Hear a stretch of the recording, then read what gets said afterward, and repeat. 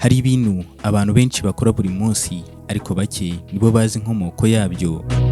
Muri iki gihe iyo umusore ashaka gusaba umukobwa ko bazarushinga, akenshi amuterera ivi agafata impeta akamubaza agira ati "Will you marry me?" Mu Kinyarwanda bisobanura ese washyingiranwa nanjye. Abenshi babifata nk'umuco usanzwe, ariko se wigeze wibaza impamvu yabyo? Ese ninde watangije uwo muco? Waturutse he? Kuki wamamaye ku isi yose? Kandi nicyo usobanura kuba bakundana? Ese bifitanye isano n'imihango ya gipagani cyangwa ni umuco gusa wagiye ukwira isi? babwira gikomeye mutazi. Another thing you don't know. Mutazi ariko cyabaye develope n'abasataniste. But it was developed by Satanists. Mwe muragikora abahungu. And men do it, young men. Guterera umukobwa ivi ngo akwambika impeta, umwambika impeta. Kneeling down. Ibiriya muba mukoze ububaye anda y'imbaraga zindi. Niyo mpamvu mubona amagwa atakicyubaka ubu. When you Tugaterera umukobwa ivi na gato. Bibiri iravuga ngo muzapfukamira Imana yonyine.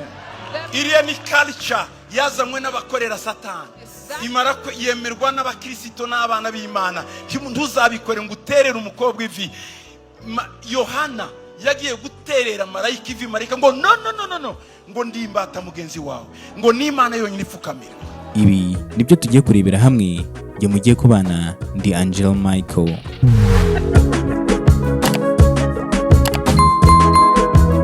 Gutera ivi ni igikorwa umuntu apfukama ku ivi rimwe akerekana kubaha, kwicisha bugufi no gusaba ikintu gifite agaciro kandi gakomeye. Mu bihe bya kera gupfukama ntabwo byari bijyanye n'urukundo gusa, byari ikimenyetso cyo kubaha umwami, Imana cyangwa umuntu wari ufite icyubahiro gikomeye. Mu mico myinshi yo ku isi, gupfukama byagaragazaga ko umuntu yemeye kwicisha bugufi imbere y'uwafata nk'umunyacyubahiro. Amateka agaragaza ko uyu muco watangiye cyane cyane mu Burayi hagati y'ikinyejana cya 11 n'icya 15. Muri icyo gihe hari abazwi nk'abanayiti, akaba ari abarwanyi barindaga abami ndetse n'ibwami. Iyi ndwanyi y'umunayiti yabaga agiye kurahira ubudahemuka ku mwami, yapfukamaga ku ivi rimwe, umwami akamushyira inkota ku bitugu amugira intwari yemewe. Ibyo byasobanuraga ko yemeye kumukorera ubuzima bwe bwose. Nyuma yaho iyo umunayiti yabaga akunda umukobwa, nabwo yapfukamaga imbere ye nk'ikimenyetso cy'uko amuha icyubahiro kandi yiteguye kumurinda ubuzima bwe bwose. Nibwo buhoro buhoro uwo muco watangiye kwinjira mu rukundo. Hari abibaza impamvu abantu badapfukama amavi yombi. Mu mateka ya kera gupfukama amavi yombi byari bikunze gukorwa mu gusenga Imana, ariko gupfukama ku ivi rimwe byari ikimenyetso cyo kubaha umuntu, ariko ugakomeza kuba witeguye guhaguruka no kumurinda. Niyo mpamvu abarwanyi b'abanayiti bapfukamaga ku ivi rimwe. Uyu munsi nabwo uwo muco uracyakurikizwa. Mu bihe by'Abaroma ba kera, impeta ari ikimenyetso cy'amasezerano. Bemeraga ko urutoki rwa kane rw'ibumoso rufite umutsi ugera ku mutima. Nubwo siyansi yaje kugaragaza ko ibyo atari ukuri, uwo muco warakomeje. Impeta yahindutse ikimenyetso cy'urukundo rudashira iyo iherekejwe no gutera ivi, ibi ikimenyetso cy'isezerano rikomeye.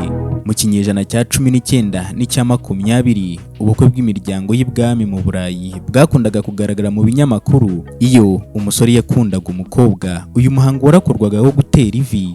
Abantu benshi batangiye kwigana uko abami n'ibikomangoma basabaga abakobwa. Ibi byatumye uwo muco urushaho kwamamara. Mu myaka y'1950 kugeza ubu, Hollywood yagize uruhare rukomeye. Filime nyinshi zagaragazaga umusore aterera ivi imbere y'umukobwa. Iyo umukobwa yavugaga ati yesi, abantu bose bakomaga amashyi. Ibyo byatumye isi yose itangira kubona ko ari bwo buryo bwiza bwo gusaba umuntu ko muzashyingiranwa. Uyu munsi TikTok, Instagram, Facebook na YouTube byatumye umuco ugera kure kurusha mbere hose. Hari abasaba abakobwa imbere y'ibihumbi by'abafana, abandi bakodesha indege, abandi bagafunga umuhanda, hari n'abakodesha ibirwa, hari ababikorera muri stade, abandi bakabikorera imbere y'inyanja cyangwa ku misozi. Intego iba ari ugukora igikorwa kitazibagirana mu buzima bw'uwo mugiye kurushinga. Abahanga mu mitekerereze bavuga ko guterera ivi bifite ibisobanuro byinshi, harimo kwerekana kwicisha bugufi, kugaragaza icyubahiro, kwerekana ko icyemezo gifite uburemere, gutanga gutanga isezerano ry'urukundo ndetse no gukora akanya katazibagirana ku bagiye gutangira urugendo rushya rwo kubana ubuziraherezo. Niyo mpamvu benshi bavuga ko uwo mwanya uba umwe mu minsi ikomeye mu buzima. Mu by'ukuri nta tegeko risaba ko umusore aterera ivu umukobwa, hari imico itabikora.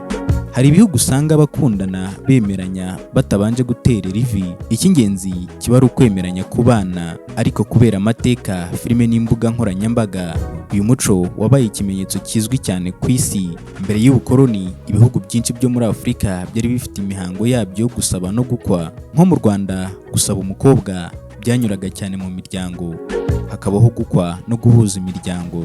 Mu myaka ya vuba, kubera umuco mpuzamahanga, abantu benshi bo muri Afurika batangiye gukurikiza uyu muco wo gutera ivi mbere yo gukurikizaho indi mihango ihuza imiryango. Bityo usanga bamwe bahuza umuco wa kera n'uwa none. Hari abantu basabye abakunzi babo ko babana nabo, babikoreye mu ndege iri mu kirere, mu nyanja ndetse no munsi y'amazi, ku mpinga z'imisozi miremire, muri stade z'imipira, muri parike z'inyamaswa no mu birori bikurikirwa n'imbaga y'abantu.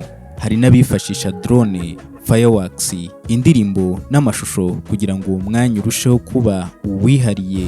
Uyu munsi gutera ivi ntibikiri igikorwa cyo gupfukama gusa, ni ururimi rw'urukundo, rw'icyubahiro n'isezerano. Nubwo inkomoko yabyo yaturutse mu Burayi bwo hambere, uyu muco wamaze gukwira isi yose, winjira mu mico itandukanye y'ibihugu bitandukanye byo ku isi. Icyakora urukundo nyakuri ntirupimirwa ku buryo umuntu yateyemo ivi cyangwa ku gaciro k'impeta, rupimirwa ku bwubahane, ubwizerane, kuvugisha ukuri no ku bushake bwo kubakira ubuzima hamwe mu mahoro n'umutekano. Niba abantu babiri bakundana by'ukuri kandi bakubahana, uburyo bahisemo kwerekana urwo rukundo bushobora gutandukana bitewe n'umuco wabo, imyemerere yabo cyangwa ibyo bemeranyijeho. Ushobora kwibaza uti, kuki bamwe bavuga ko bifitanye isano no guterekera? Ikindi mbabwira gikomeye mutazi. Another thing you don't know. Mutazi ariko cyabaye develope n'abasataniste. But it was developed by Satanists. Mwe muragikora abahungu. And men do it, young men. Guterera umukobwa ivi ngo akwambike impeta, umwambike impeta. Kneeling down. Ibiriya muba mukoze ububaye anda y'imbaraga zindi. Niyo mpamvu mubona amagwa atakicyubaka ubu. When you tugaterera umukobwa ivi na gato. Bibiri iravuga ngo muzapfukamira Imana yonyine. Iriya ni culture yazanywe n'abakorera Satani. Imara yemerwa n'abakristo n'abana b'Imana. Ntuzabikore ngo uterere umukobwa ivi. Yohana yagiye guterera marayika ivi, marayika ngo no ngo ndimbata mugenzi wawe, ngo n'Imana yonyine ipfukamirwa. Mw'abakobwa mwe, young women, umukobwa na umuhungu naje guterera ivi, menya kusenye. When a man uzahita umubwira ati no winterera ivi si Imana, uzabyange. Hari impamvu zituma hari ababyizera gutyo.